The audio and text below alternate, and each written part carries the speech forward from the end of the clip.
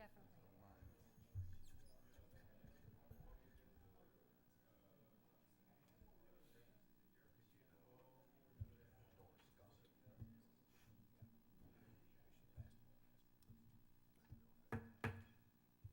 Good evening. We'd like to welcome everyone to the March Elizabethton City Schools Board of Education meeting. Thanks everybody for coming out. If everyone would, please stand. I'm going to ask Dr. Gardner if he'll lead us to the pledge flag and a moment of silence. Let's bow our heads for a moment of silence.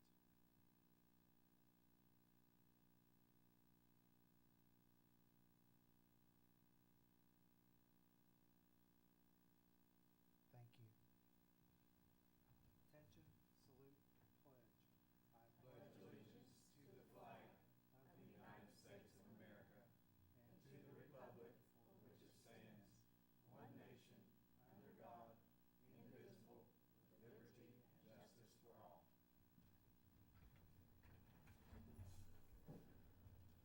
It's time for citizens to speak in accordance with Board Policy 1.404.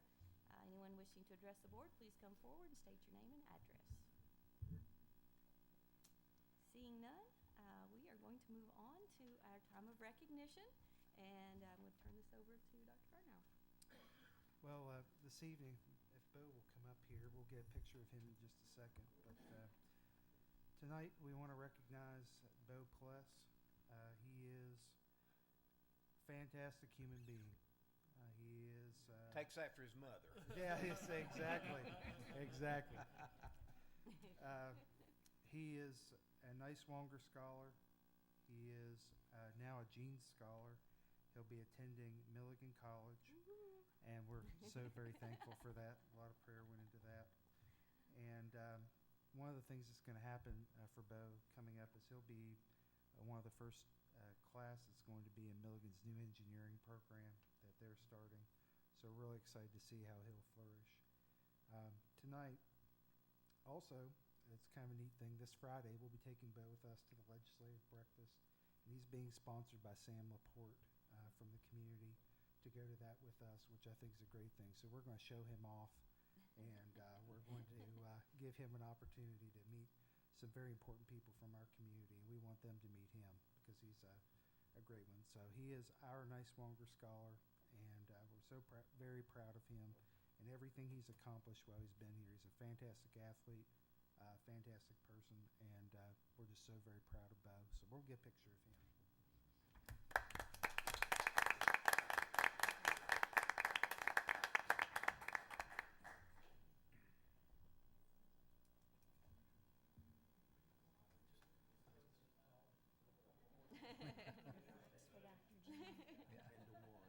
We have to put little X's on the floor.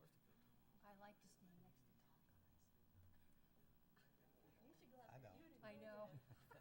When I had you here, you did my chest. I was always like Emily Schubert.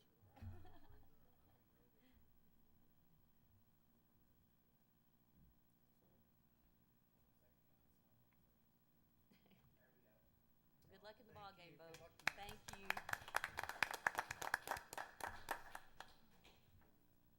All right, it's time to approve the consent and regular agenda. Can I get a motion to approve? So moved. Thank you. Anybody have any questions or comments? All right, item on the floor is to approve the consent and regular agenda. All those in favor, please say aye. Aye. All opposed? Motion carries. Dr. Gardner. Okay, we have several things happening this month. We've had a fantastic month with a lot packed into it. Our music room, we're really close. The sound panels are starting to be installed as of today, and we're moving forward with that, so we're very close to opening that. We will be looking at our RFP for our Chartwells. We had a really good trip down to South Carolina for that and felt like that went very well, so we'll be looking together to put an RFP out just to see what's out there. And we had Aramark also called us this week to call on us and talk about some of what they have to offer, and so we're going to be looking at Aramark as well. We've had two copy companies come in, Nova Copy, who bid on some business that we had recently, and Appalachian came, and they're coming back to go through our buildings and do another audit and see if they can save us money. They're looking all the way down to all the printers we have, and so we're not letting that die, and that's been something that we're going to continue to look at. But we were pretty impressed. Beth Wilson and I met with them the other day and just talked about some things. They really feel like they can save us quite a bit of money, and so we're going to let them show us what they can do. One of the things I'd like for us to consider, I know Mr. Colbert will be talking this evening on behalf of the high school, but this was actually something that Mr. Van Huss and I talked about today, and he brought up, was that when we're looking at doing reports for the board, we thought about having the schools do that for starting maybe in May, but also bringing some of the programs that you would not normally see, like our ESP program and some of the other programs, our community involvement program, and let them come and give the board an update too, to spread that out a little bit, and so you can see a lot of the programs. So we're thinking about that change. If there's any questions or concerns about that, food service and some of the other things that we do That'd be great. for you all. Definitely. Yeah. Testing has generally gone very smoothly, and Mr. Pless has done a great job on that. He's really worked with all of our teachers, and they have come together and doing very well on that. I'll be going to my first Executive Leadership Council at Milligan this month, and we're working hand in hand with them and working on a couple projects with them right now, and working on their doctoral program. Right now we're about ready. It was submitted last week, so that's going very well. Of course, we're going to the legislative breakfast, and we had a nice Swanger Consortium meeting. They will be doing some work with some of our administrators. They're going to have a leadership council that will work with upcoming leaders. I think that's something that they really want to work with, and we're working with them on that. This evening, just about an hour ago, I talked with Deborah Owen, our attorney, about the track and our contract, and we're just about there. We have early next week, we should have the final contract and ready for us to move on with our AIA document and do that. And Mr. Fleming last month had talked about naming of facilities, and we were going to move that to the budget or the policy workshop, and we're going to put that on the policy workshop, and we'll talk about a date for that later on in the meeting. Thank you. Just real quick, I would like to say a congratulations to Team Wandale. I know that Mr. Wright and Mr. Campbell and some other folks pushed their way. Was it called the Tobacco Run? Yeah. Tobacco Road. And that was Josh's first marathon. And that was really a neat thing. So congratulations on all of you. So thanks for doing that. That was what, on his bucket list, I think it Yes. said. Yeah. That's really cool. All right. So you said Mr. Colbert? Mr. Colbert.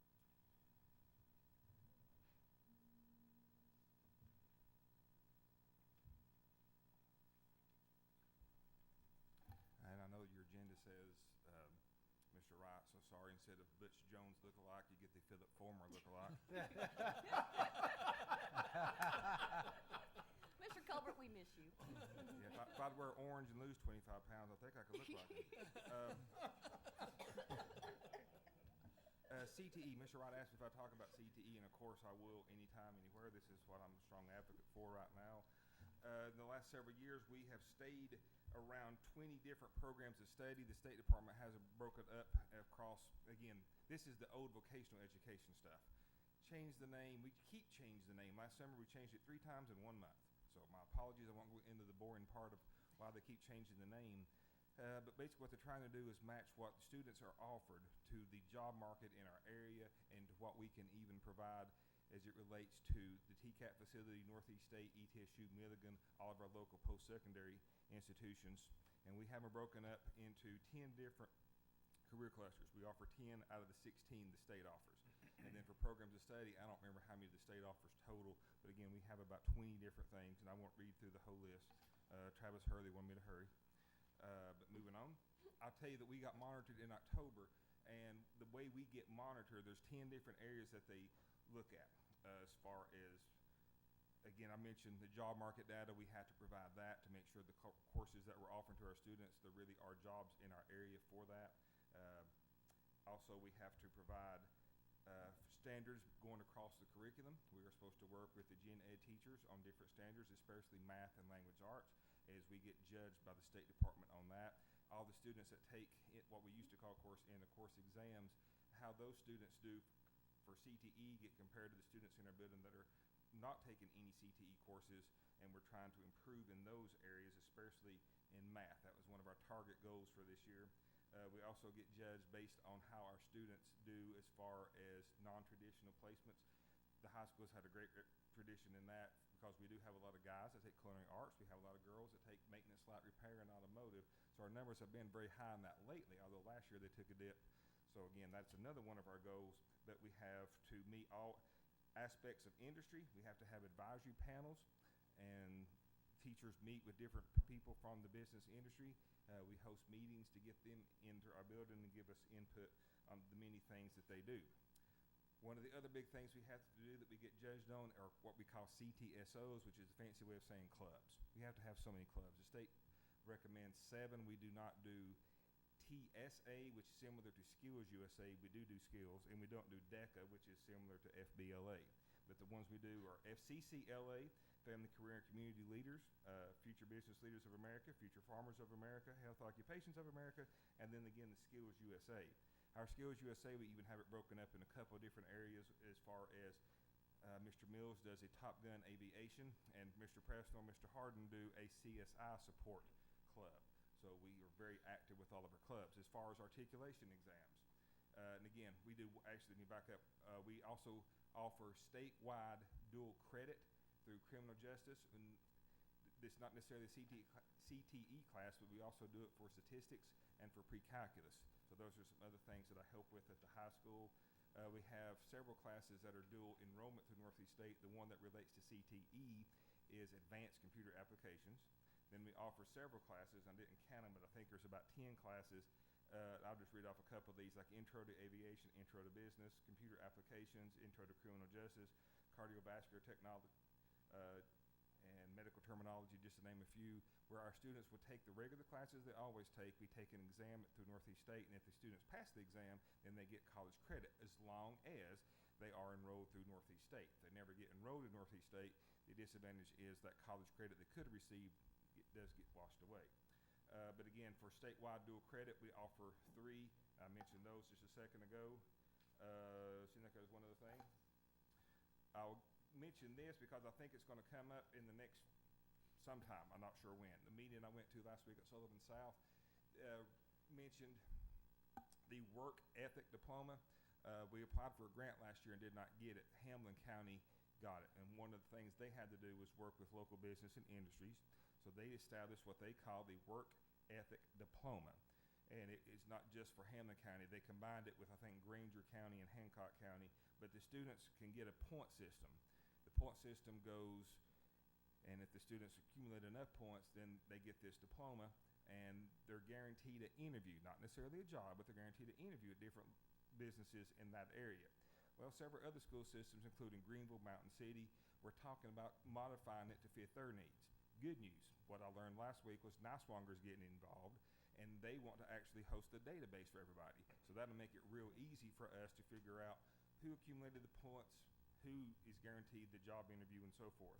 So what their proposal is to make it a at least district-wide thing for the first district, which again goes a little bit beyond Hamlin County, down to, I guess, Cott County and Hawkins County are the furthest ones away. But that's something that is being talked about, and hopefully will eventually make it as far as up here with us. That's one of the things they're wanting us to promote. So there's at least a snapshot of what we're doing. Do you have any questions? I hope I'm not going to have a test. Trust me, the language that they use in CTE, when I first went to the high school, I was shocked at the different names they call things. So it was kind of a learning curve just to learn all the abbreviations for everything. Are you an acronym king now? There's way too many of them. It is pretty embarrassing. So I thought sorry you about were that. saying Skittles for a while. I'm sorry, yeah. Skittles probably I was probably referring to Skills USA when you thought I was saying Skittles. Skills USA used to be the old VICA. VICA was one of the most popular clubs long ago in its day, but they've changed the name of that. They did not like the vocational word in it, and again, why they've changed them, there's a rhyme and a reason behind it. Whether I agree or not doesn't matter, but they've changed it to Skills USA. Will you let us know when you use Skittles by accident? Just let us know every time that happens. Yes, ma'am. Good, because we Brian, want what percentage of our students are in CTE courses? Well, right now at the high school, of course, there's some mandatory classes you have to take to graduate. So everybody will eventually have at least one CTE course, because personal finance and business economics are course requirements to graduate. Some high schools do it through social studies. We do it through our CTE program. So everybody will eventually have those classes. There is a state law saying you have to have so many hours of computer time logged somewhere between K-12. Does not have to be in high school, but what we've talked about, because I brought this up to Dr. Gardner last year, saying if we're going to continue to do that, we need some help with even another teacher, because we're having a hard time getting caught up and offering it. But all of the high school students will take computer applications, which is a CTE course. So everybody eventually has those. Now, as far as the number of kids that are called concentrators, I didn't get into that a while ago, but there's another word that has to be defined. That means you take 3 courses in a program of study. So if you're in automotive, you have to have maintenance, light repair 1, 2, and 3. Or technically you could have 2, 3, and 4, but never mind. Culinary arts 1, 2, and 3, and so forth. So if you take at least 3 classes in a program of study, you're called a concentrator. We're batting about close 45% of our students become a concentrator in a CTE course. The other areas that you can be a concentrator in that are non-CTE related would be like fine arts, band, and so forth. So some of our kids get all their credits with chorus and band and so forth and not CTE, but about half of our students will actually take at least 3 courses during their 4 years with us and be a concentrator in CTE. And that used to be called a cluster. Okay. I believe you.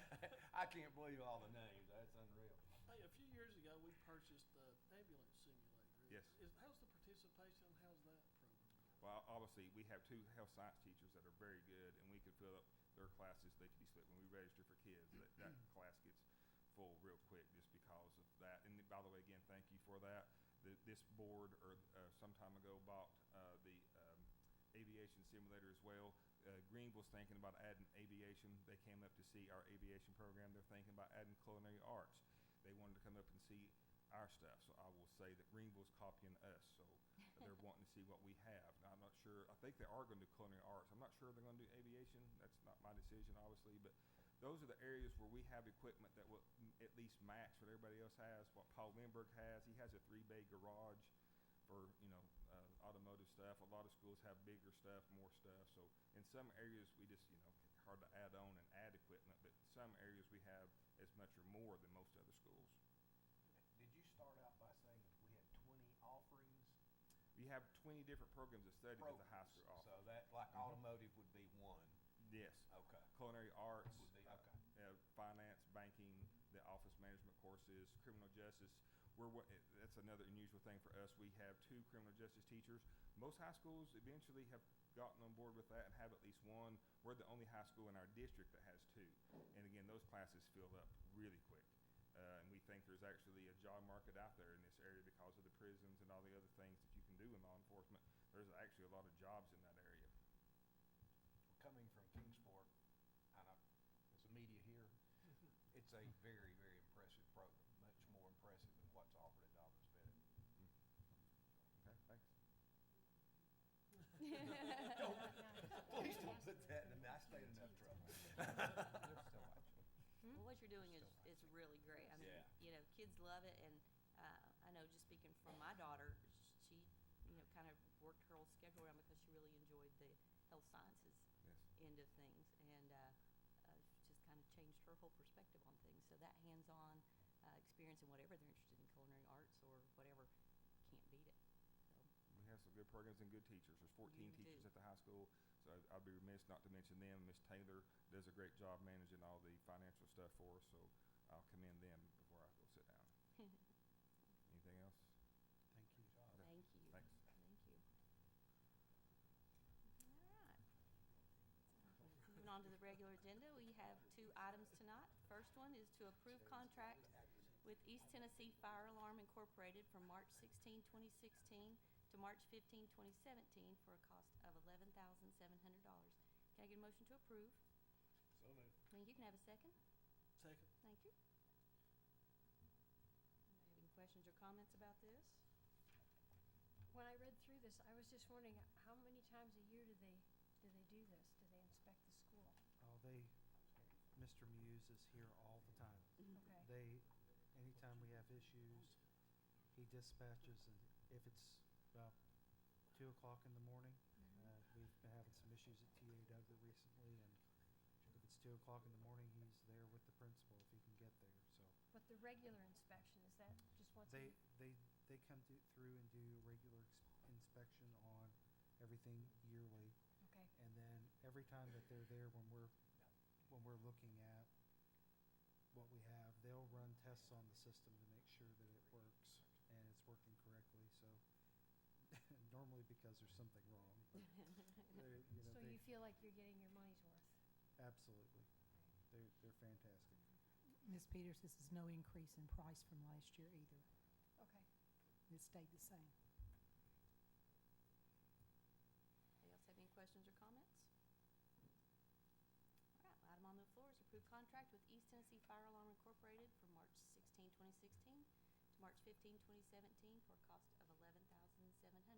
All those in favor, please say aye. Aye. All opposed? Motion carries. Last item, approved letter to be sent to Mayor Kurt Alexander and Elizabethton City Council members. Can I get a motion to approve? So moved. Thank you. Can I have a second? Second. So, you guys know we met with them a week or so ago and had a nice time. I'm going to turn it over to Dr. G and talk about the letter. What the letter includes is a couple things. We thank them for talking about an operating increase for the school system, and they really are seriously looking at that for this year, so we're very appreciative of that. Also, we had put on probably the last 5 to 6 years, maybe longer, the fact that they would commit the remaining money, excess sales tax that the bond would create. They would commit that to the school system. And really what our purpose in that is really to move forward with our strategic plan for our 5-year capital plan, that we will be able to fulfill those needs that we have within the school system. And we think if we're able to keep that for the remaining period of the bond, we will be able to do a lot of those things. Obviously, there's some big ticket items out there. TA Duggar is a very big focus for us as far as just a system, and that would require the city to do more than that. They would have to do restructure or take out more bonds to do that, but that's something that would be separate. But what we've asked for with that would really help do what we do. And that we gave them at the meeting a lot of feedback on what we did with the half-cent sales tax, and then some of those other projects we've been able to do with that excess sales tax money. And it's really kept us going through the aging infrastructure that we have.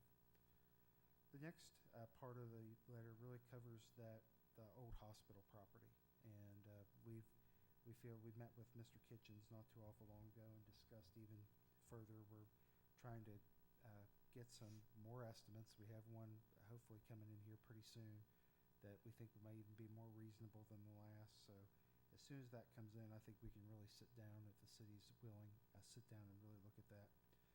But we would like for the city council to go ahead and put the half-cent sales tax, excess sales tax, on the agenda for a vote.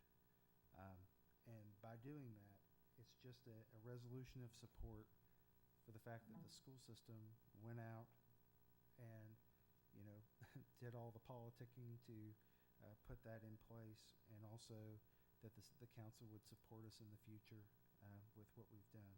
You heard Mayor Alexander mention that he was behind that. It was, quote, our money, he felt like, and we feel like this is just one more step in the right direction as far as speaking with in his spirit and what he said in the meeting. So that's what the letter covers.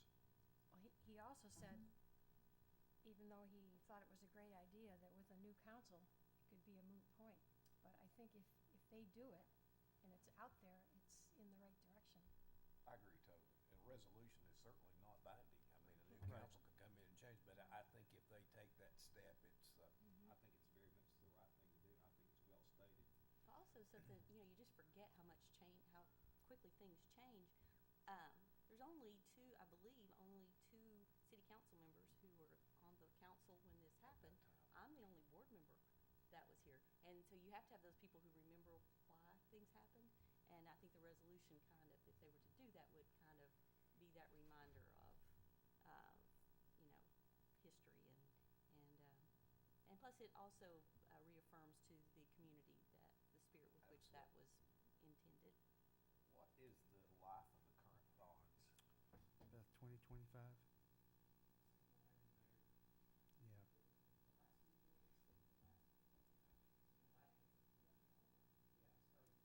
34.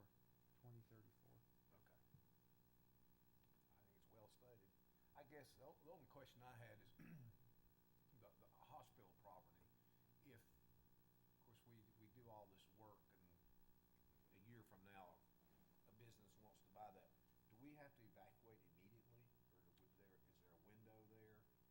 I think that probably there would be, if, and we can look at a contract, I think there'd probably be at least a 30-day window. Okay. I would hope And, so.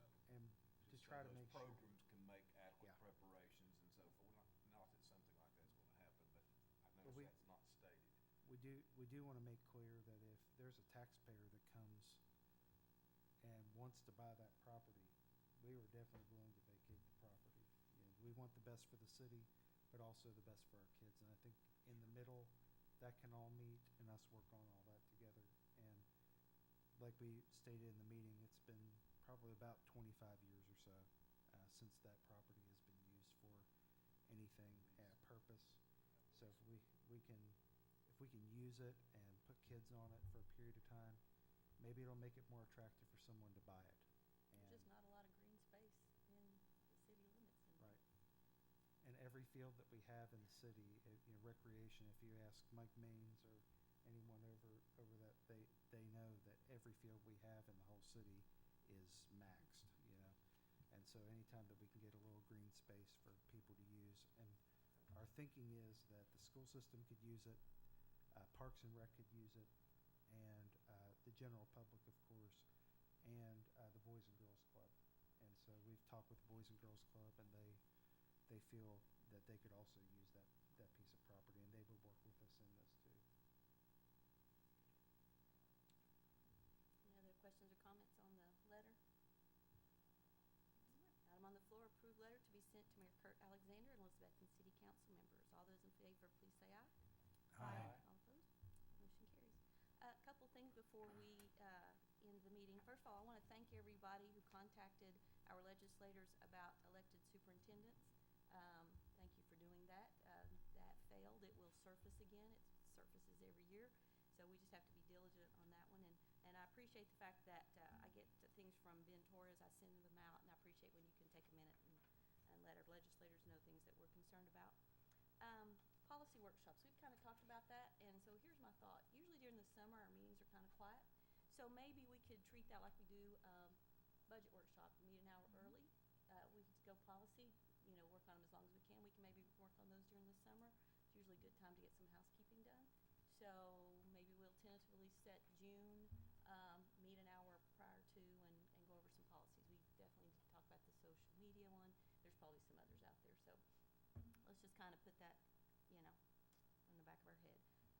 If you've noticed, we are moving the April meeting back a week. The 19th, that is the same night as Elizabethton's Top 10% dinner, and obviously we want to be there for that. That's always a wonderful evening. So if everyone's okay, we'll just back that up to the following Tuesday night. All right. So next regularly scheduled board meeting will be Tuesday, April 26th, 6:30 here in the Mac Pierce boardroom. Can I get a motion to adjourn? Do I have a second? Second. Thank you. Good night. Happy